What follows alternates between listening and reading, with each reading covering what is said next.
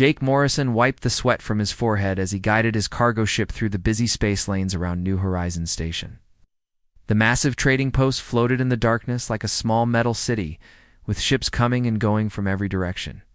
Jake had been making runs to this station for almost 10 years, but today felt different. There were too many warships around, and most of them belonged to species he had never seen before. "Captain, we're getting clearance to dock at Base 7, said Lisa Carter from the pilot's seat. She was a small woman with short black hair, who had been flying ships since she was 16. Jake trusted her more than anyone else in the galaxy. "Thanks, Lisa, Roy. How are our engines holding up?" Jake called back to the engine room. "They're running hot, but they'll get us home," came the reply from Roy Bennett, their engineer. "I" was a big man with calloused hands who could fix anything that broke. He had joined Jake's crew 3 years ago, after his previous ship was destroyed by pirates. Amy Walsh, their medic, looked up from her data pad. She was reading the news feeds from the station. "Jake, you need to see this. There's a Vorthok warlord. Here, some guy named Zekthara. The news says he's conquered 12 star systems in the last 6 months." Jake felt his stomach drop. The Vorthok were bad news. They were a warrior race that looked like giant lizards walking on 2 legs. They had 4 arms, red eyes, and a habit of turning entire planets into slave camps. Jake had heard stories about them, but he had never seen one in person. "A Vorthok warlord doing at a neutral trading station?" Jake asked. "Nobody knows," Amy said. "But all the other traders are scared. Half the ships that were supposed to dock here turned around and left." Jake thought about doing the same thing. His ship, the Liberty's Edge, was not built for fighting. It was an old cargo hauler that he had bought cheap and fixed up over the years. If there was going to be trouble, this was not the place to be. But Jake needed the money from this trade run. His crew needed to eat, and the ship needed new parts. They could not afford to run away from every dangerous situation they encountered. "We'll make our delivery and get out fast," Jake decided. "Hanging around the bars? No sightseeing. We get in, we get paid, and we leave." The docking went smoothly, and soon they were walking through the station's main corridor. New Horizon was always busy, but today it felt tense. Aliens from dozens of different species hurried past, keeping their heads down and speaking in whispers. Security guards stood at every corner. Their hands never moved far from their weapons. Jake was heading toward the trader's market when he heard commotion coming from the station's central plaza. It sounded like someone was giving a speech, and a large crowd had gathered to listen. Against his better judgment, Jake decided to take a look. The central plaza was a huge open space in the middle of the station, with shops and restaurants on every level going up to the ceiling. Today, it was packed with beings from across the galaxy, all staring at a raised platform in the center. On the platform stood the biggest alien Jake had ever seen. The creature was at least 8 feet tall, covered in dark green scales and wearing armor that looked like it cost more than Jake's entire ship. 4 muscular arms stuck out from its torso, and its red eyes glowed like hot coals. This had to be Warlord Zekthara. The Warlord was speaking in a voice that echoed through the plaza. "The time of chaos is ending," he said. "The Vorthok Empire brings order to the galaxy. Those who submit will find peace under our rule. Those who resist will find only death." His eyes swept across the crowd, and Jake noticed that most beings were looking at the floor. Nobody wanted to meet the Warlord's gaze. "Some species think they are special," Zekthara continued. "Some think they are too proud to bow before their betters, but pride is a luxury that weak races cannot afford. Take the humans, for example. They spread across space like a disease, claiming worlds that do not belong to them. They are weak, pathetic creatures who will make excellent slaves. When my empire claims their worlds..." Jake felt his face getting hot. He had dealt with bullies his whole life, and he knew one when he saw one. This oversized lizard was trying to scare everyone into giving up without a fight. "Soon, every human world will kneel before the Vorthok Empire," the Warlord said. "Their ships will serve our fleet. Their workers will build our cities. Their soldiers will die for our glory. This is the natural order of things. The strong rule and the weak serve." Jake looked around the plaza. Hundreds of beings stood in silence, too afraid to speak up. Some of them were probably from species that the Vorthok had already conquered. Others were probably next on the list. Jake had been drinking earlier, and the alcohol made him braver than he should have been. Before he could stop himself, he pushed through the crowd toward the platform. "Hey, Scaleface," Jake shouted. "Is this speech going somewhere? Or are you just going to keep talking until we all fall asleep?" The plaza went dead silent. Every eye in the crowd turned to look at Jake. Even the Warlord's guards seemed surprised that someone had actually spoken up. Zekthara S. Dar. Red eyes fixed on Jake like laser beams. "What did you say, little human?" Jake knew he should back down. He knew he should apologize and disappear into the crowd. But something inside him refused to let this alien bully intimidate him. "I said your speech is boring," Jake replied, his voice carrying across the silent plaza. "All this talk about how strong and scary you are. You know what I think? I think anyone who has to keep telling everyone how powerful they are probably isn't that powerful at all." A few beings in the crowd gasped. Someone whispered that Jake had lost his mind. Jake was just getting started. "And what's with that armor? Did you raid a costume shop? It looks like something a kid would wear for Halloween. Are you trying to scare people or make them laugh?" The Warlord's 4 hands clenched into fists. His guards reached for their weapons. But Zekthara raised one hand to stop them. "You find me amusing, human?" the Warlord asked. "A little," Jake said. "I mean, you conquered 12 star systems, right? Congratulations. That's like being proud of beating up children. Maybe try picking on someone your own size next time." Zekthara threw back his head and laughed.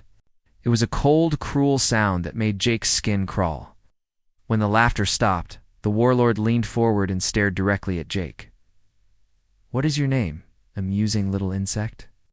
"Jake Morrison," Jake said, trying to keep his voice steady. "Jake Morrison," the Warlord repeated slowly. "I will remember that name. When the Vorthok Empire crushes your pathetic species, I will personally make sure you suffer the longest.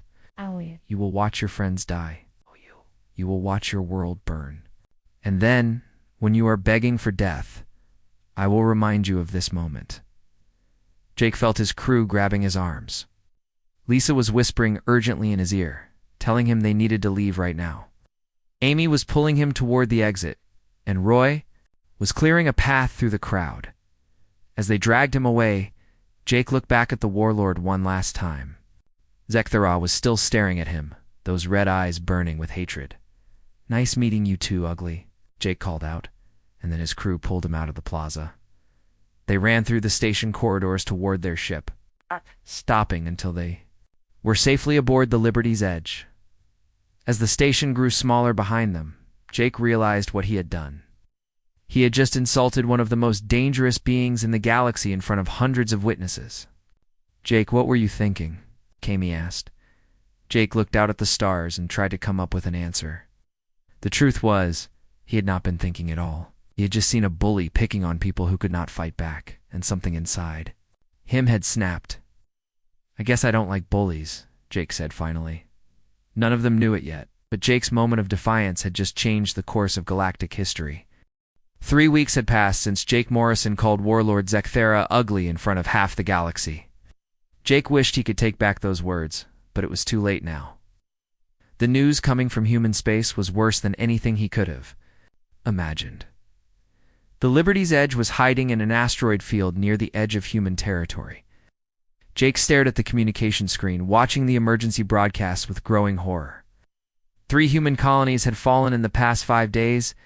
The images showed burning cities and fleeing refugees packed into whatever ships they could find. "Captain, we're getting another news update," Lisa said from the pilot's seat. Her voice was quiet and tense. She had family on one of the attacked worlds, and they had not heard from them yet. Jake activated the main screen. A human news reporter appeared, standing in front of what looked like a military base. The man's face was grim as he spoke. A Vorthok assault on the Centauri sector continues.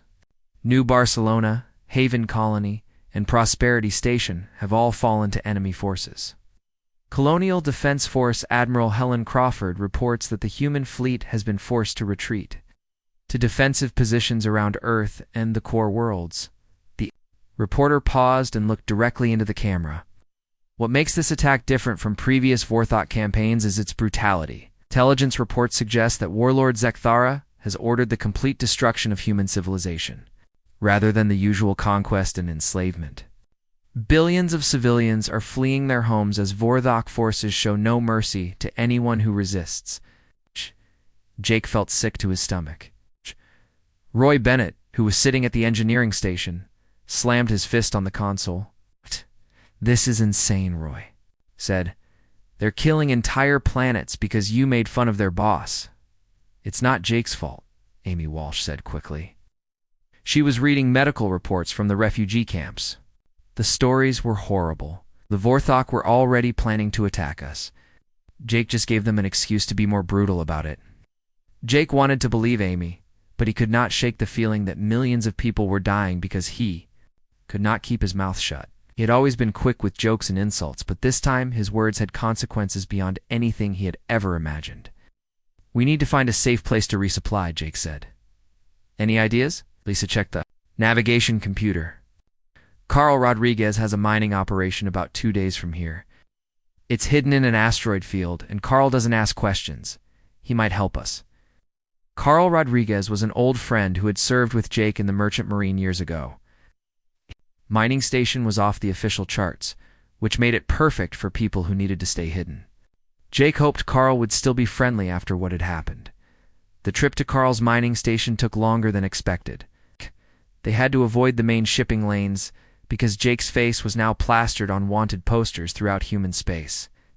The colonial government blamed him for starting a diplomatic incident. The Vorthok had put a bounty on his head that was higher than most people made in a lifetime. Carl's mining station was built inside a large asteroid that had been hollowed out over many years. It looked like just another space rock from the outside. But inside it was a small city with docks, warehouses, living quarters for about 200 people. Carl met them at the docking bay. He was a short, stocky man with gray hair and arms covered in tattoos from his days in the merchant fleet. When he saw Jake, his expression was not friendly. "Jake Morrison," Carl said slowly. "I should have known you'd show up here eventually. Do you have any idea how much trouble you've caused?" "I'm starting to get the picture," Jake replied. "Carl, we need supplies and fuel. I can pay." Carl looked around the docking bay to make sure they were alone. "Jake, there are people looking for you. Not just the Vorthok. Human authorities, bounty hunters, intelligence agents. Half the galaxy wants your head on a plate." "I know. That's why we came here instead of a regular port." Carl sighed and shook his head. "Come on, let's talk in my office. But keep your heads down and don't talk to anyone." Carl's office was a small room overlooking the mining operations. Through the windows, Jake could see huge machines cutting ore from the asteroid walls. It was honest work, the kind Jake respected. "The situation is worse than the news reports," Carl said as he poured drinks for everyone. "I've got contacts throughout this sector, and they're all telling me the same thing. The Vorthok aren't just conquering human worlds. They're destroying them completely. Cities, farms, factories, everything. They're trying to wipe us out." Amy leaned forward in her chair. "That doesn't make sense. Why would they destroy valuable resources?" "'Cause they're angry," Carl said. "Word is that Zekthara took Jake's insults personally, convinced the other Vorthok leaders that humans are too dangerous to be allowed to live. He says we're unpredictable and disrespectful, and that makes us a threat to their empire." Jake felt the weight of guilt crushing down on him. How many people have died? Millions so far, maybe more. The refugees are pouring into the core systems faster than anyone can count them. Carl took a long drink and stared out the window. "Jake, I've known you for 15 years. You're a good man, but you've got a big mouth and no sense of when to keep it shut. This time, it might have doomed our entire species." The room fell silent. Jake knew Carl was right. His moment of defiance had felt good at the time, but now innocent people were paying the price for his pride. Something else, Carl continued. "I intercepted a transmission from Admiral Crawford yesterday. Earth's government is preparing to surrender." "What?" Lisa said. Earth would never surrender. They don't have a choice. The colonial defense force is outnumbered 10-1, and more Vorthok fleets are arriving every day. The government thinks that if they surrender unconditionally, maybe Zekthera will spare the remaining colonies? Will he? Ami asked. Carl shrugged. Who knows? But the surrender ceremony is scheduled for next week. Guess where it's happening? Jake had a sinking feeling. He already knew the answer. New Horizon Station. It's the same place where you started this whole mess. Zekthara wants to make it symbolic. The human government will kneel before him in the exact spot where you mocked him. Jake stood up and walked to the window. Below the miners continued their work, cutting valuable ore from the asteroid. It was simple, honest labor that helped build civilization. Jake had spent his whole life moving cargo from one world to another, helping keep the trade routes open between human colonies. Now, because of his big mouth, those colonies were burning. I have to do something, Jake said. Like what? Roy asked. We've got one small cargo ship against an entire alien empire. What can we possibly do? Jake did not have an answer yet, but he knew he could not just hide in an asteroid field while humanity died. His crew had followed him into danger many times before, but this was different. This time, the stakes were not just their lives, but the survival of their entire species. Don't know yet, Jake said finally, but I got us into this mess. Maybe I can find a way to get us out of it. Amy stood up and put her hand on Jake's shoulder. We're with you, Captain. Whatever you decide to do. Lisa and Roy nodded their agreement. These three people had become more than his crew over the years. They were his family, and they were willing to follow him into hell if necessary. Carl refilled everyone's drinks and raised his glass. To Jake Morrison, it's the man who started a war with a joke. Let's hope he can end it the same way. Jake did not feel much like celebrating, but he raised his glass anyway. Outside, the stars continued to shine, indifferent to the suffering of the billions of humans fleeing their homes. Somewhere out there, Warlord Zekthara was preparing for his moment of triumph. Jake had 1 week to figure out how to stop him. Jake Morrison had been thinking about Dr. Elena Vasquez for 2 days straight. He remembered meeting her at a science conference on Mars about 5 years ago. She had been talking about ancient alien ruins and lost civilizations, and most people thought she was crazy. But Jake had listened to her theories, and some of them had made sense. Now, as he stared at the star charts in his ship's navigation room, Jake wondered if Dr. Vasquez might have answers that could help humanity. It was a long shot, but he was running out of options. Lisa. Set course for Kepler 186F, Jake said. That's where Dr. Vasquez was doing her research before the war started. That's deep in Vorthok territory now, Captain, Lisa replied from the pilot's seat. Are you sure about this? No, but I'm sure about doing nothing. At least this way, we're trying something. The journey to Kepler 186F took 3 days, and they had to avoid Vorthok patrol ships twice.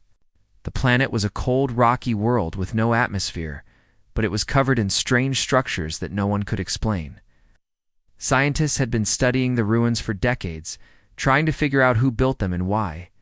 When they arrived, Jake was surprised to find that Dr. Vasquez's research station was still intact. Most of the buildings had been damaged by Vorthok bombing runs, but the main laboratory was still standing. There were no signs of life, and Jake began to worry that they were too late. There's someone moving around in the underground section, Amy said, checking her medical scanner. One person, human, alive, but probably scared. They landed the Liberty's Edge near the research station and approached carefully. The main entrance had been blown apart, but they found a side door that was still working. Inside, the station was dark and quiet, with broken equipment scattered everywhere.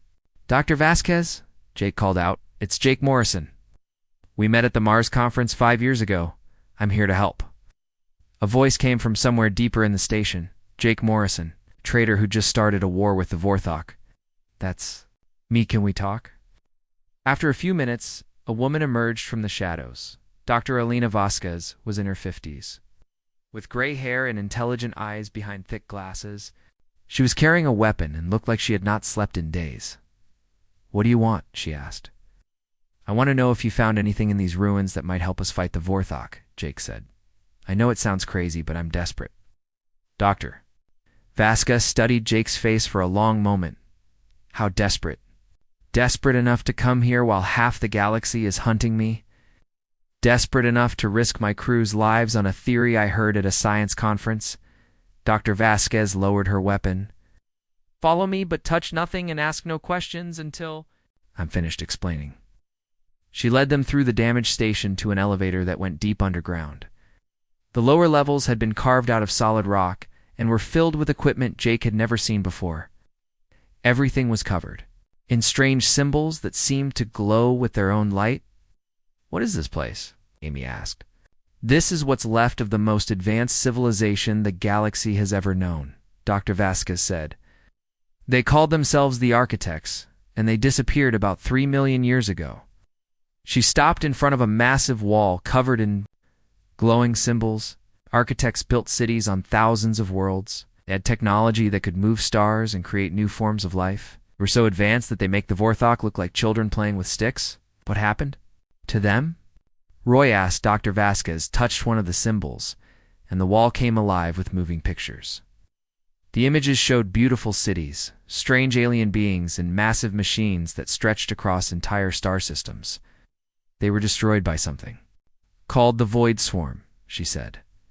It came from outside our galaxy, consuming everything in its path. Entire star systems just disappeared, leaving nothing behind but empty space. Jake felt a chill run down his spine. Are you saying this thing is still out there? Not just out there, it's coming back. The Architects built a defense network to stop it, but they ran out of time before they could activate it. The Void Swarm destroyed them first. The wall showed new images of massive space stations connected by beams of energy. There were hundreds of them, maybe thousands, all working together to create some kind of barrier around the galaxy. The defense network is still there, Dr. Vasquez continued. It's been waiting for 3 million years for someone to turn it on. The Architects left detailed instructions, but there's a catch. The system can only be operated by a species that has the right combination of intelligence, creativity, and psychological flexibility. What does that mean? Lisa asked. It means the operators have to be smart enough to understand the technology, creative enough to solve problems the Architects never thought of, and mentally flexible enough to work with dozens of different alien species at the same time. Jake was starting to understand where this was going. You think humans might be that species? I think humans are exactly that species. You're not the strongest or the most advanced, but you're unpredictable in ways that make you perfect for this job. The Architect technology responds to minds that can think outside normal patterns. Dr. Vasquez activated another section of the wall, and Jake saw a map of the galaxy with thousands of glowing dots scattered across it. Each dot is a defense station. They're all connected, but the main control center is at the galactic core. Someone has to go there and activate the entire network. That's in the middle of Vorthok space, Roy said. We'd never make it. There's more, Dr. Vasquez said. I've been studying Vorthok technology for years, and I figured out something important. Their entire empire is built on stolen Architect technology. They don't understand how it works. They just know how to use it. She showed them images of Vorthok weapons and ships. Every major piece of Vorthok technology is based on Architect designs, but they've been using it wrong. They turned tools of creation into weapons of destruction. What does that mean for us? Jake asked. It means that when the Architect Defense Network activates, it will shut down all the stolen technology. So the Vorthok Empire will collapse overnight. Jake stared at the galactic map, trying to process everything Dr. Vasquez had told him.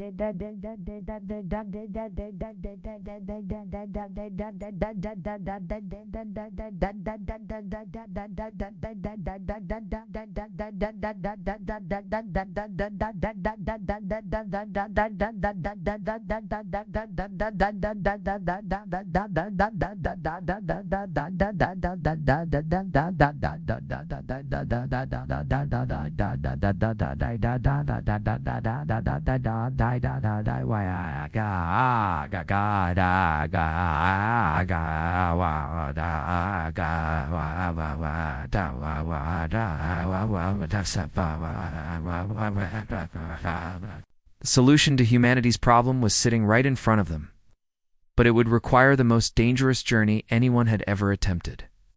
"How do we get to the galactic core without being detected?" he asked, very carefully. "The architect stations are hidden throughout the galaxy, disguised as asteroids, dead planets, or space debris. We can use them as stepping stones, but we'll have to activate each one as we go." Amy stepped forward. "What about the Void Swarm? When is it coming back?"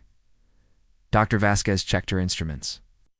"The architect records suggest it returns every 3 million years like clockwork. Based on the data I've collected, I estimate we have maybe 6 months before it reaches the outer rim of our galaxy." The room fell silent as everyone absorbed this information. Jake looked at his crew, then back at Dr. Vasquez. "So let me get this straight. We have to sneak through the most heavily defended region of space, activate ancient alien technology that hasn't been used in 3 million years, and do it all before a galaxy-eating monster shows up for dinner." "That's about right," Dr. Vasquez said. Jake laughed, but there was no humor in it.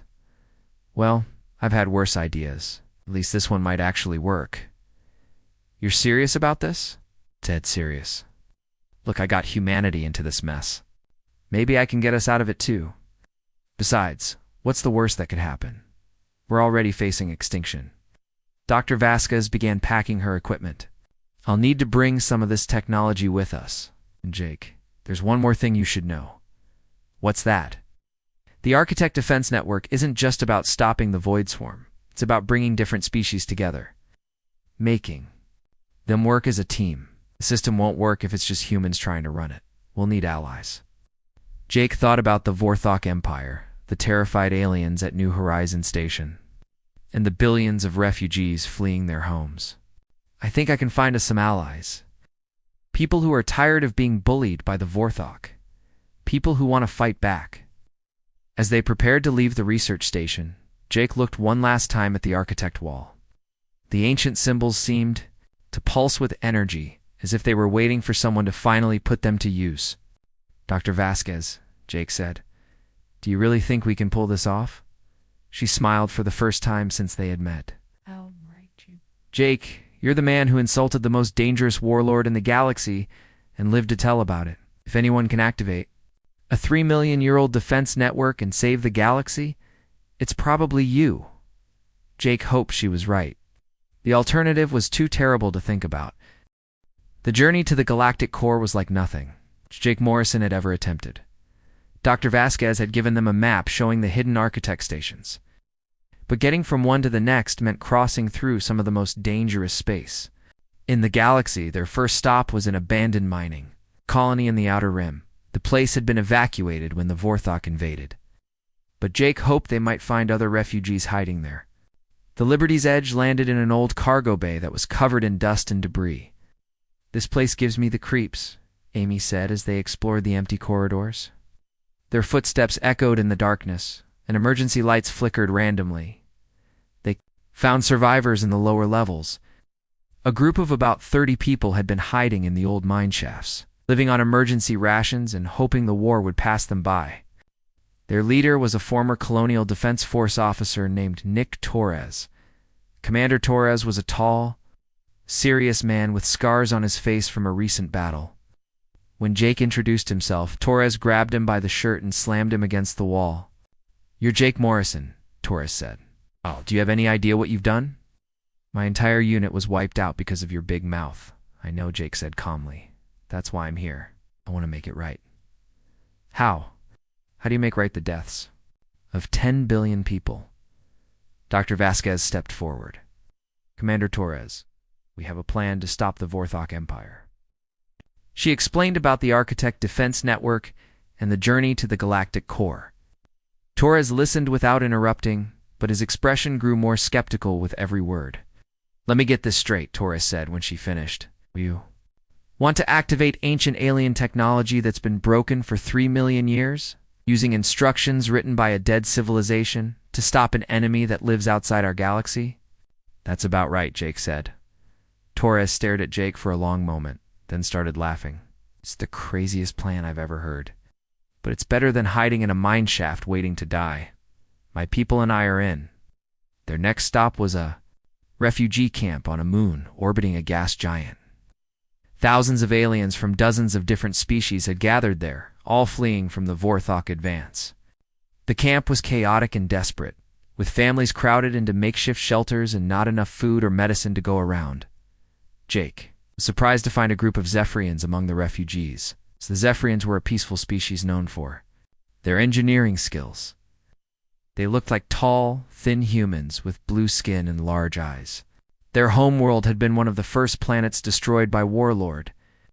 Zekthara, the Zephyrian leader, was an elderly female named Kira. She spoke in a soft, musical voice that made everyone want to listen. "We know of you, Jake Morrison," Kira said. "Your words to the Warlord have become legend among the refugees. Many call you foolish, but we call you brave." "I'm not feeling very brave right now," Jake admitted. "I'm feeling like I made a terrible mistake." "Perhaps, but sometimes terrible mistakes lead to necessary changes.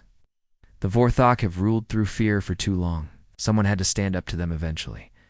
Kira agreed to bring her best engineers. On the journey, if these architect machines are as advanced as Dr. Vasquez believes, we will need all the technical expertise we can gather. As they traveled deeper into Vorthok territory, the dangers increased. They had to avoid patrol ships, navigate through asteroid fields, hide in nebulae where their sensors could not be detected. Twice they were almost caught by Vorthok hunters, and once they had to fight their way out of an ambush. During the long hours of travel, Dr. Vasquez continued studying the architect technology they had brought from the research station. She made new discoveries every day, each one more amazing than the last. The architects didn't just build a defense network, she explained during one of their strategy meetings. They built a communication system that connects every intelligent species in the galaxy. When it's activated, different races will be able to share knowledge and coordinate their actions instantly. Commander Torres looked up from the tactical displays he was studying. "That sounds like it could be dangerous. What if someone uses it to control other species?" "That's the beautiful part," Dr. Vasquez said. "The system only works if all the participants are willing. It can't be used to force anyone to do anything. It's designed to bring out the best in everyone, not to give power to any one group." Jake thought about this as he watched the stars pass by outside the ship's windows. The architects had built something that the Vorthok could never understand or control, because it required cooperation instead of domination. They stopped at several more architect stations along the way, each one hidden so well that they almost missed it. Dr. Vasquez activated each station as they passed, bringing the ancient network slowly back to life. With every activation, Jake felt a strange tingling in his mind, as if something was awakening inside his brain. "Do you feel that?" Amy asked during one of their stops. "It's like there's something trying to talk to me." "That's the network," Dr. Vasquez explained. "It's designed to connect with the minds of different species. The closer we get to the main control station, the stronger the connection will become." As they approached the galactic core, they encountered more refugees from the Vorthok advance. Each group brought new stories of destruction and horror, but also news that gave Jake hope. "The Vorthok technology has been acting strange," reported a trader they met at a hidden supply depot. "Ships losing power, weapons misfiring, communication systems going down. Some people think it's sabotage, but I think something else is happening." Jake and Dr. Vasquez exchanged glances.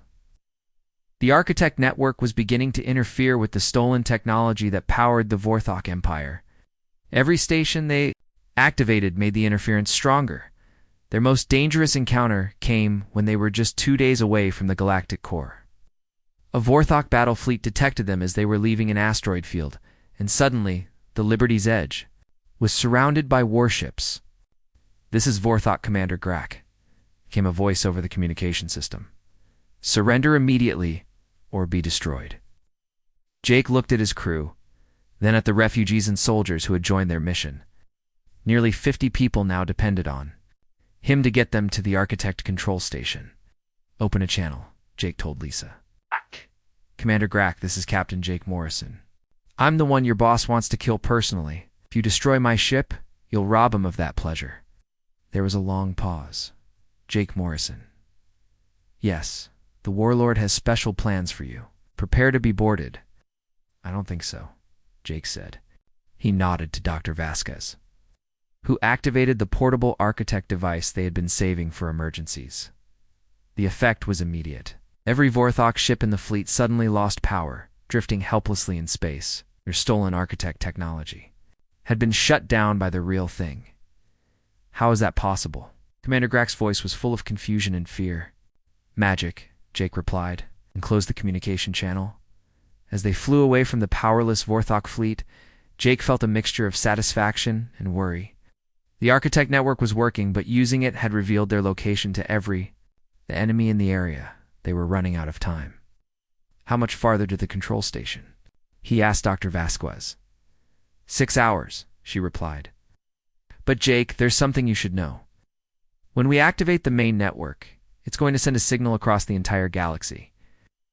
Every species, every government, every individual will know what's happening. Is that good or bad? Both. It means we'll have help from allies we didn't even know we had. But it also means that every enemy in the galaxy will try to stop us. Jake looked out at the stars ahead, knowing that somewhere among them was the ancient control station that could save or doom the galaxy. Behind them, he could see the lights of Vorthok ships beginning to pursue them again. Then we better make sure we get there first, he said. The architect control station was hidden inside a rogue planet floating near the galactic core. From the outside, it looked like any other dead world. But Dr. Vasquez's instrument showed massive energy readings coming from deep underground. There's an entrance on the dark side of the planet, she said, studying the scanner data. But Jake, we're not alone here. Through the ship's windows, they could see the lights of a massive fleet approaching from the other side of the planet. Even from this distance, Jake could tell it was the largest collection of Vorthok warships he had ever seen. That's Zekthara's personal fleet, Commander Torres said grimly. Every ship in that formation is packed with elite warriors. He's not taking any chances this time. Jake felt his stomach tighten. How long do we have before they reach us? Maybe 30 minutes, Lisa said from the pilot's seat. But Jake, that's not our biggest problem. Look at the long-range sensors. Jake looked at the display and felt his blood turn cold. At the edge of the galaxy, space itself was turning black. Stars were disappearing one by one, consumed by something that moved like a living shadow across the void. The void swarm, Dr. Vasquez whispered. It's early. We're out of time. Jake made the hardest decision of his life. Lisa, take us down to the planet. Everyone else, prepare for emergency landing. We're going to activate that control station even if it kills us. The Liberty's Edge dove toward the planet's surface with Vorthok fighters in pursuit. The entrance to the control station was a massive tunnel that led deep into the planet's core. Jake had never flown through anything so narrow, but Lisa's piloting skills got them through safely. The tunnel opened into a vast underground chamber filled with architect technology. The control station was bigger than most cities, with towers and platforms stretching up into the darkness. Everything was covered in the same glowing symbols they had seen at Dr. Vasquez's research site. They landed on a platform near the center of the complex. Jake could feel the ancient machines around them beginning to wake up, responding to their presence. The main control panel is at the top of that central tower, Dr. Vasquez said, pointing to a structure that rose high above the rest. But the system requires multiple operators working together. We'll need people stationed throughout the complex. Commander Torres was already organizing his soldiers. My people will hold the entrance tunnel. Can't let the Vorthok get inside. Kira, the Zephyrian engineer, was studying the architect machinery with wonder. These systems are more advanced than anything we ever imagined. But I think my people can figure out how to operate them. Jake looked around at the group of refugees and soldiers who had followed him on this impossible journey. Are we really going to try this? We don't have a choice, Amy said simply. It's this or watch the galaxy die. They split up and took their positions throughout the control station. Jake and Dr. Vasquez headed for the central tower while the others spread out to the various control panels. As they climbed the tower, Jake could hear the sound of weapons fire echoing through the tunnels below. "The Vorthok have found us." Taurus's voice came over the communication system. "We're holding them back, but they have a lot more soldiers than we do." At the top of the tower, Jake found himself standing before a control panel unlike anything he had ever seen. It was covered in symbols that seemed to move and change as he watched them. When he touched the surface, the symbols glowed brighter. "The system is responding to you," Dr. Vasquez said excitedly. "Jake, you need to think about connecting with all the different species across the galaxy. The network needs to know that. You understand cooperation." Jake closed his eyes and tried to imagine what Dr. Vasquez was describing. He thought about the humans fleeing their destroyed worlds, the Zephyrian refugees who had lost everything, the various alien species hiding from the Vorthok advance. All of them were different, but they all wanted the same thing: freedom from fear. Suddenly, Jake's mind exploded with voices. He could hear thoughts and feelings from beings across the galaxy. Humans calling for help. Aliens sharing their knowledge. Even some Vorthok who were tired of their empire's endless wars. "Working," Dr. Vasquez shouted. "The network is coming online." Around them, the ancient machines began to hum with power. Lights flashed across the control panels as systems that had been dormant for 3,000,000 years roared back to life. But the celebration was short-lived. Heavy footsteps echoed up the tower stairs, and Jake turned to see Warlord Zekthara himself climbing toward them. The alien warlord's armor was damaged from fighting through Torres's soldiers, but his red eyes burned with hatred. "Jake Morrison," the warlord growled, "your little adventure ends here." "Actually, I think it's just beginning," Jake replied. He kept his hands on the control panel, feeling the network growing stronger every second. Zekthara raised his weapon, but before he could fire, the tower shook with a massive explosion. Through the windows, Jake could see the void swarm beginning to enter the galaxy. The ancient enemy had arrived, and it was already consuming the outer star systems. "Look outside," Jake said to the warlord. "That's what's coming for all of us. Your empire, my people, everyone. We can fight each other, or we can work together to stop it." Zekthara glanced out the window and saw the advancing darkness. For the first time since Jake had met him, the warlord looked uncertain. "The Architect Network can stop the Void Swarm," Dr. Vasquez said, "but it needs cooperation from all species, including the Vorthok. Your people have been using Architect technology for generations. You could help coordinate the defense." The warlord was silent for a long moment. Jake could see him struggling with the decision. His entire life had been built around conquest and domination. Cooperation was completely foreign to him. "If I help you," Zekthara said slowly, "what happens to my empire?" "Your empire ends," Jake said honestly. "But your people survive. And maybe, just maybe, they learn to live with their neighbors instead of conquering them." Another explosion shook the tower as the void swarm advanced deeper into the galaxy. Zekthara looked out at the approaching darkness, then back at Jake. "Show me what to do," the warlord said. Working together, Jake, Dr. Vasquez, and Zekthara activated the full Architect Defense Network. Across the galaxy, ancient stations powered up and began coordinating with each other. The stolen Vorthok technology stopped working completely. But the warlord's people were too busy fighting the void swarm to care about their broken weapons. Jake found himself at the center of a vast network of minds. He could feel the thoughts of billions of beings across the galaxy, all working together for the first time in history. Humans provided creativity and leadership. Zephyrians contributed technical expertise.